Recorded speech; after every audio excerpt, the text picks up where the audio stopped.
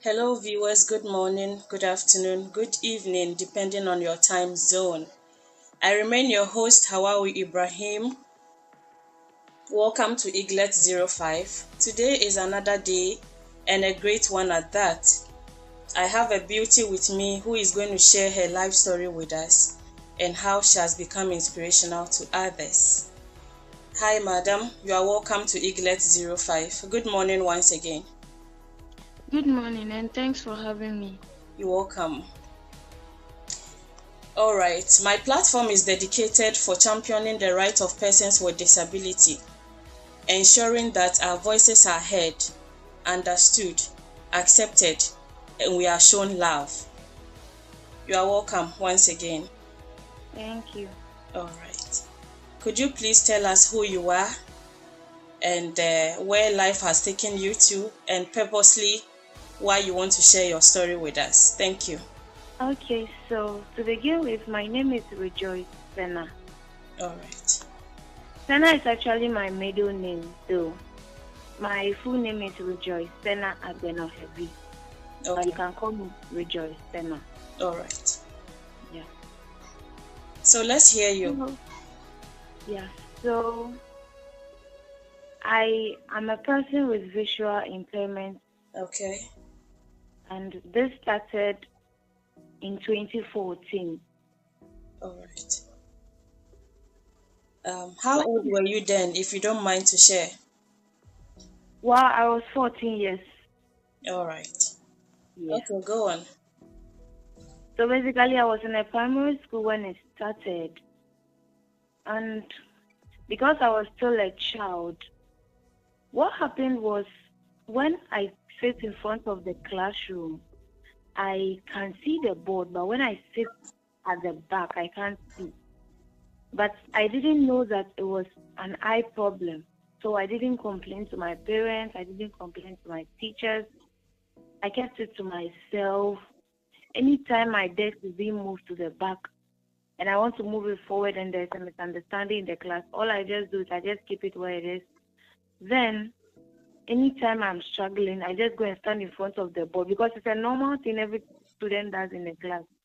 So I also saw it as normal. I didn't see it as a problem. Okay.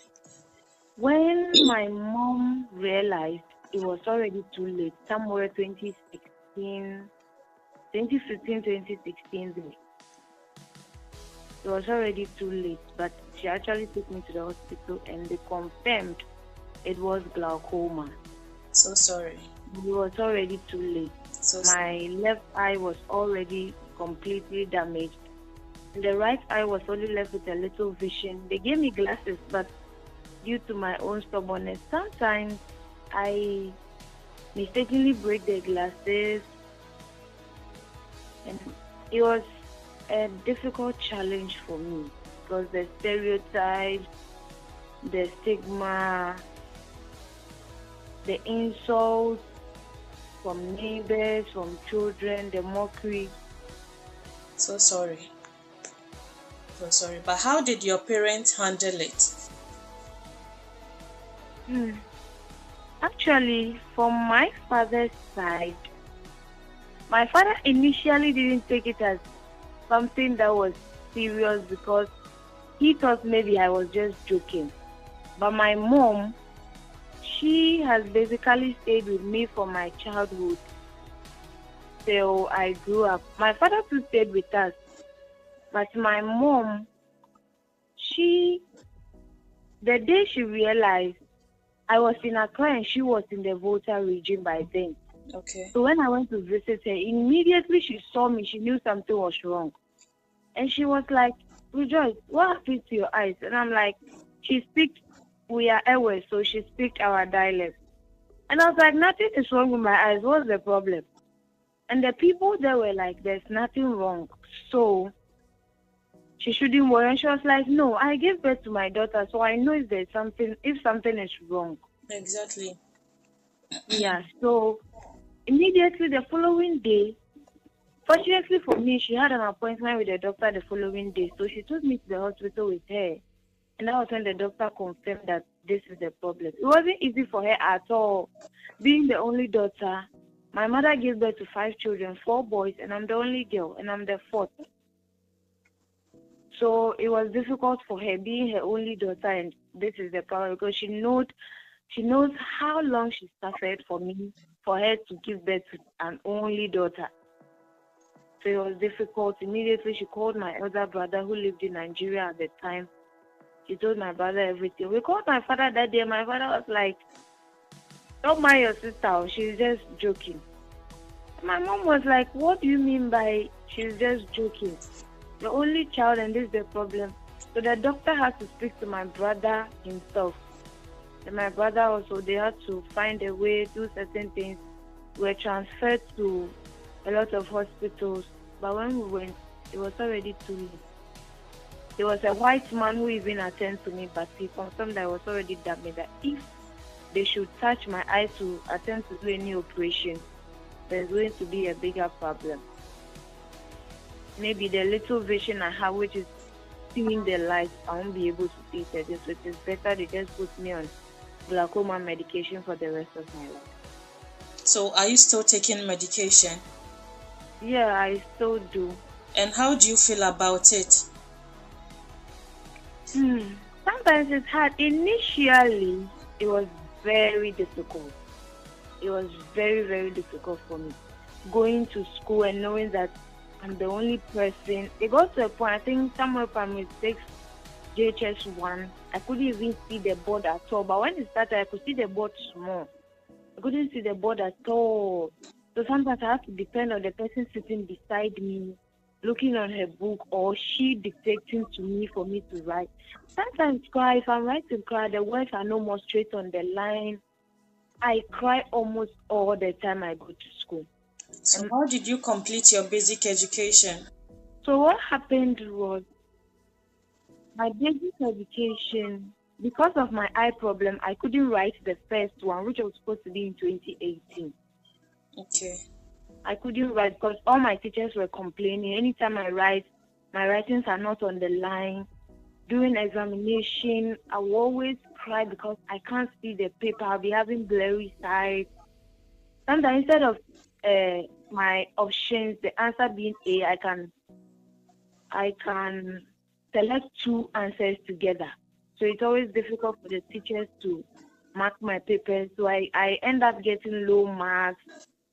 So one day they repeated me in JHS 2. I didn't understand. So I went to call my mom. And then my mom came and they gave her the explanation that because of my eye problem, if they push me, I might find it difficult at the examination center, which is my final exam, which is a BEC.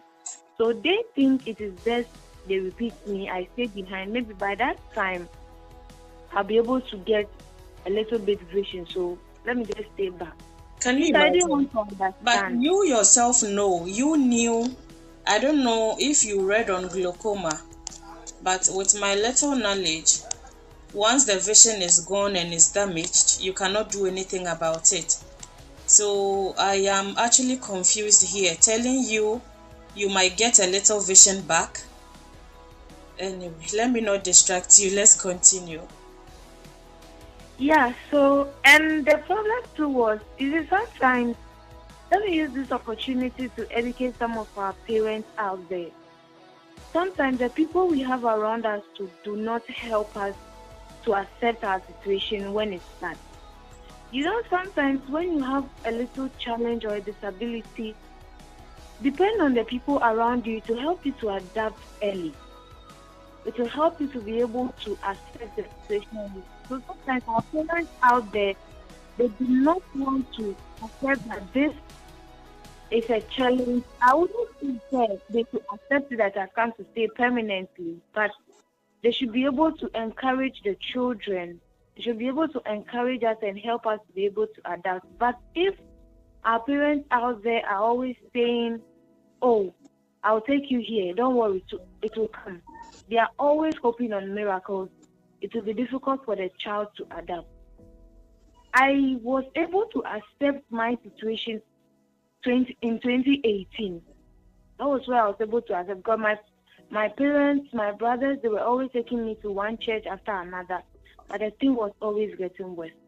So in 2018, I had to finally accept that this is my situation and always count on the future, that one day, at God's own right time, everything is going to come back to normal. So when I go back to, please come again. I said that was a good thing you did. It was very good, and I also thank God you realized situations on time and you accepted it just as it is. Yes. All right. So after BECE, where did you have your secondary education? Okay. So I wrote my BEC 2020 as Passion Home British International. Okay. And I was the only visually impaired. Actually, I went to Cropon School for the Blind, but due to one or two situations, I had to leave there. And then I went to a regular school, which was Passion Home British International, where I completed my basic education. So I used the Bro. I actually wanted to use the computer, but because I wanted to use the Bro to write math and tree, it wasn't adding up. Okay. So they didn't agree. So I had to use the Bro to write everything. It was difficult, but I had to. So after that, I got admission into St. Peter's Mission School, which is a private school in East Legon, Obojo. Okay. That one too, I was the only visually impaired person. So that's where I wrote my final exam. Thankfully to Jehovah, I was able to use the computer to write my final exams, which is the WASI. Okay. All right. So now where are you currently? What happened to education? Were you able to continue or you are still home? So currently, after my WASI, I went to GBU to further my computer knowledge, where I graduated in August 2025. Okay. So currently, I'm in Kesby University in Kumasi, studying media and communication.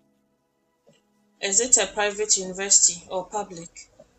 This is a private institution. Private institution. Are you doing degree or diploma? Degree.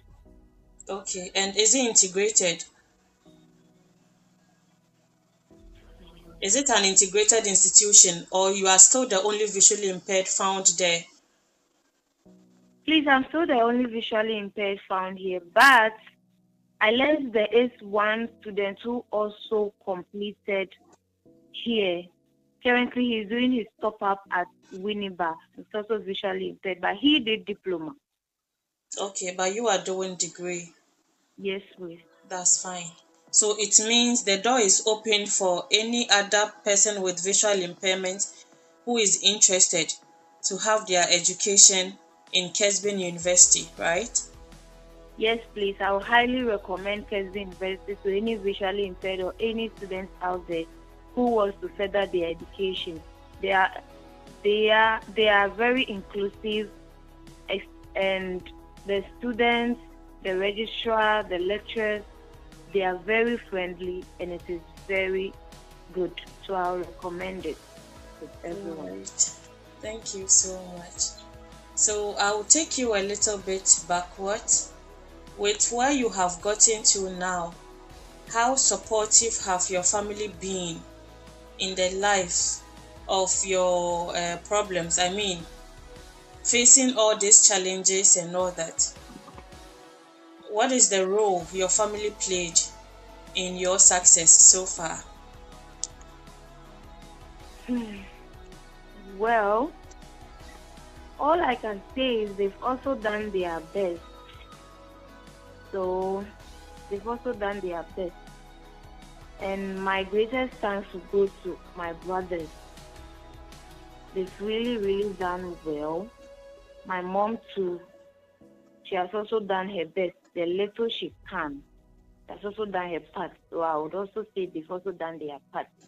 But I won't also forget my spiritual parents, which is brother and sister Ibe, and all my spiritual families. They've played a greatest role in my life. Without these two people I've mentioned, I don't think I would have been where I am currently. We thank God for So they that. played a major role in my education. We thank God for that. We thank God for that. And as it is currently, what do you seek to achieve? Maybe in the next 5, 10 years to come. Just as I said earlier, studying media and communication. I hope to become a journalist after my graduation or a PR personnel and also an advocate for persons with visual impairment. Surely God will help you to get there. And what efforts, especially with the last point you mentioned, what effort are you making to get there? So currently what I'm doing is I have a platform, basically TikTok and YouTube, where I create a little content about persons with disability to advocate for us so that our voices can be heard. Because a lot of people think once you are disabled, that's the end. But they do not know that disability is not inability. We can also do what they think we cannot do. There are even a lot of things that we can do, they cannot do. Some of us are even conversant with the computer, which other people who, excuse my words, claim to have their sight cannot even do with the computer. So I have this platform in order to educate people on things that we can do and things that they think, to clear the misconceptions about persons with disability and to educate the public so that our voices can be heard out there. So in school, what challenges do you face? Is there still stigma with you or is better? How is it? Yeah, currently in the university, I'll say everybody is nice. I have not seen any student say, I won't go close to this person because of her disability. Nah. So currently, it's actually good. The stigma here is not as it used to be. Everybody is friendly. People you don't even think might even come close to you are even coming close. And I would say my registrar played a major role. He played a major role.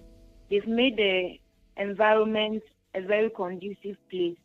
So there's no way if a student come, you say this person there only level.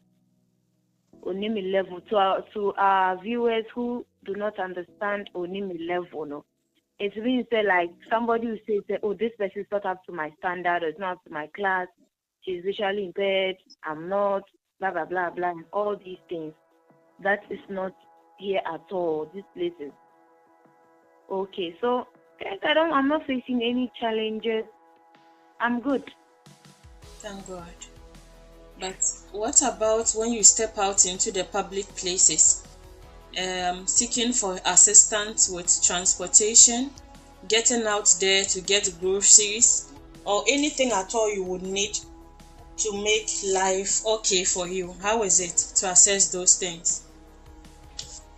Also, however, since I came, I have a roommate. As I always keep mentioning the registrar's name, before I even stepped my feet into this compound, he had already made arrangements for someone to be taking me round to lecture halls if I need something. So I have a roommate who always takes me. If we want to go to town to get something, we go together. I get my things, she gets her things. So that's how we've been doing it so far. So I don't have any challenges going to town to buy things.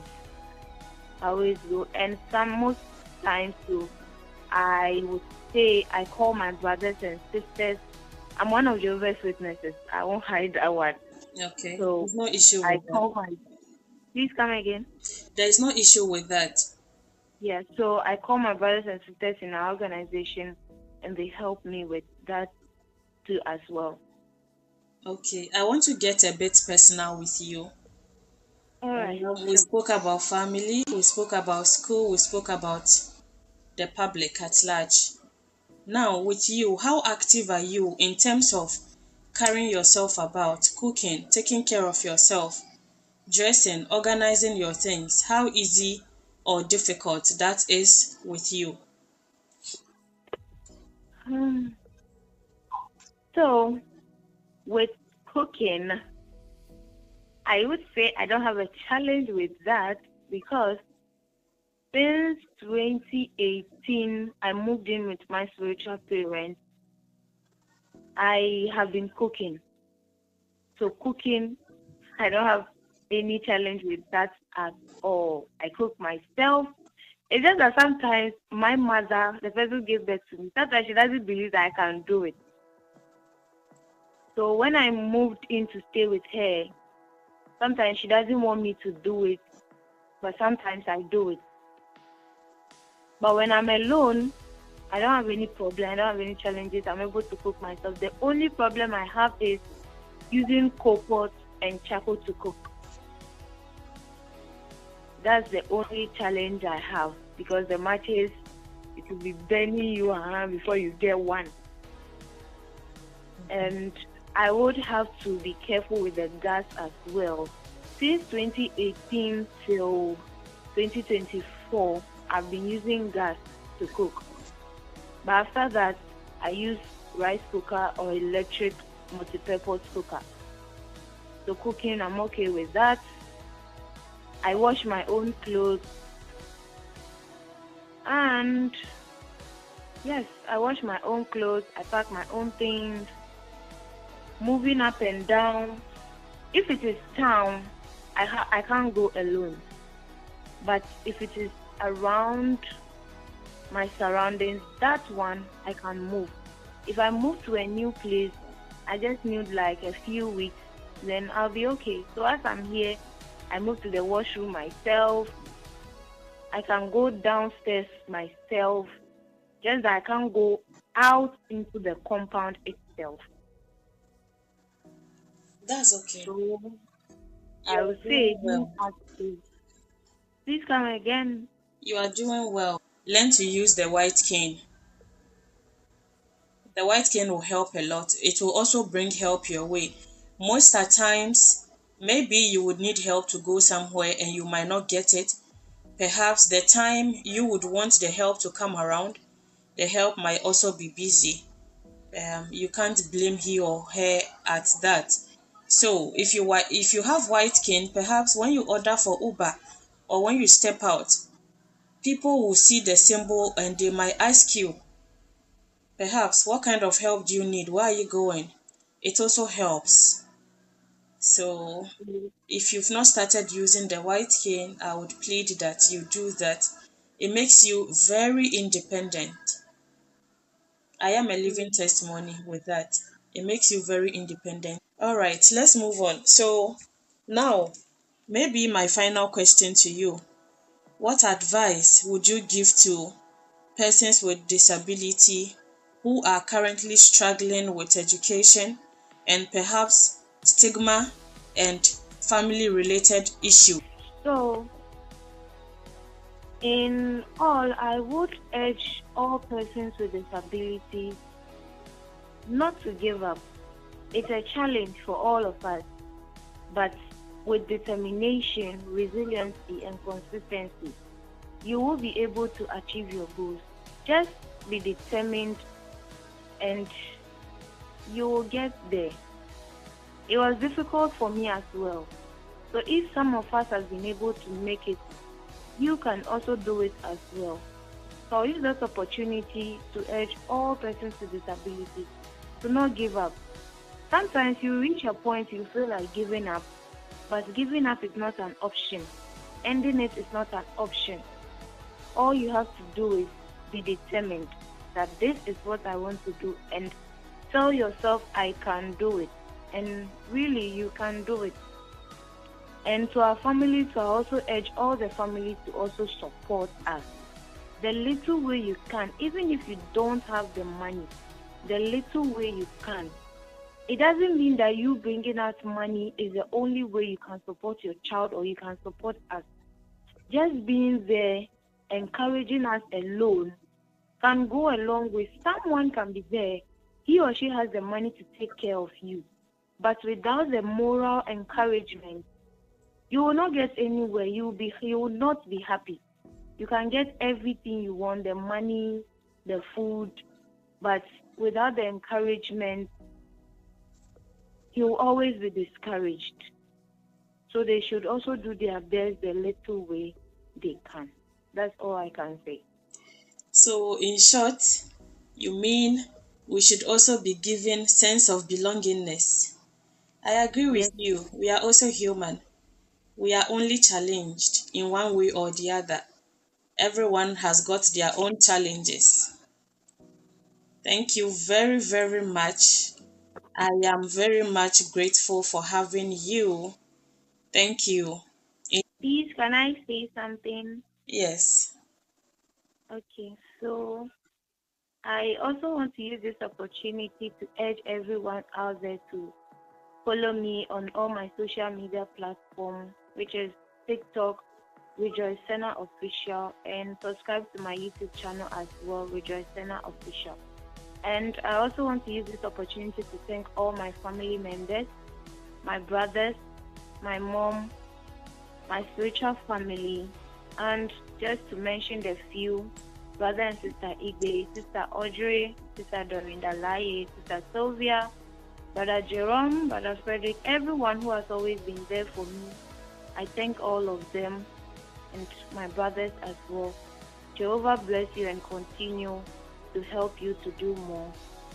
And to you as well for having me on this wonderful platform. You're welcome. Don't mention. I would also use this opportunity to urge each and everyone to share, subscribe in your own little way to support the change we are advocating for. See you some other time. Bye.